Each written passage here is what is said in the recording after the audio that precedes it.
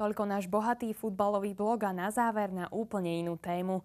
Rušný život v hlavnom meste Slovenska aspoň na chvíľu zastavili vyznavači triatlonu na Kuchajde.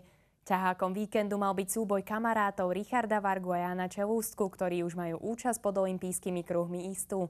Podlomené zdravie slovenského reprezentanta však bolo napokon proti.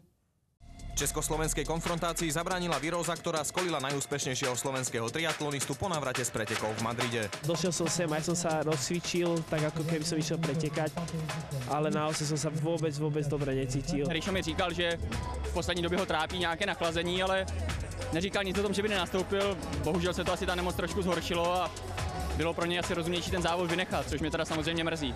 Veľmi ma to mrzí, že nemôžem podporiť túto akciu tak, ako som chcel a ukázať sa doma. Zlínskému rodákovi robil garde Ukrajinec Roman Koroľ, ktorý vybiehal po 750-metrovom plaveckom okruhu v Kuchajde medzi prvými. Aj počas jazdy na bicykli sa mu pelotón pozeral iba na chrbát. Triatlonista z Labe 3 klubu si však počkal na svoju chvíľu a tá prišla počas 5-kilometrovej bežeckej časti. Český olympionik napokon dorazil do cieľa s pohodlným náskokom ako prvý. Kluci po nás šli, byli připravení. Trošku toho využil právě Korol, který v tom závěru ujel, ale naštěstí teda pro zbytek toho startovního pole ten náskok nebyl rozhodující.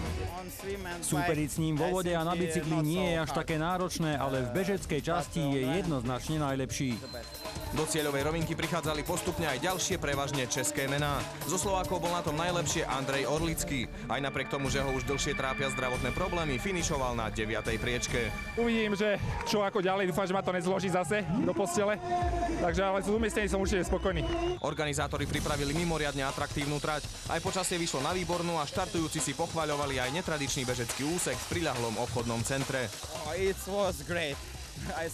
Bolo to nádherné, videl som to už deň vopred a nechcel som tomu uveriť, ale veľmi sa mi to páčilo. Bolo to zaujímavé, ja som čakal, že to bude šmíkať, ale nedržalo to, tenisky držali a čakal som tam možno, že troška viacej ľudí, ale dobre. Tady právě díky tomu nákupnímu centru, když jsme skoro půl kilometru běželi mezi lidma, člověk se víc soustředil na to, kam běží, kde kličkuje, tak mi to uběhlo velmi rychle a bylo to parádní.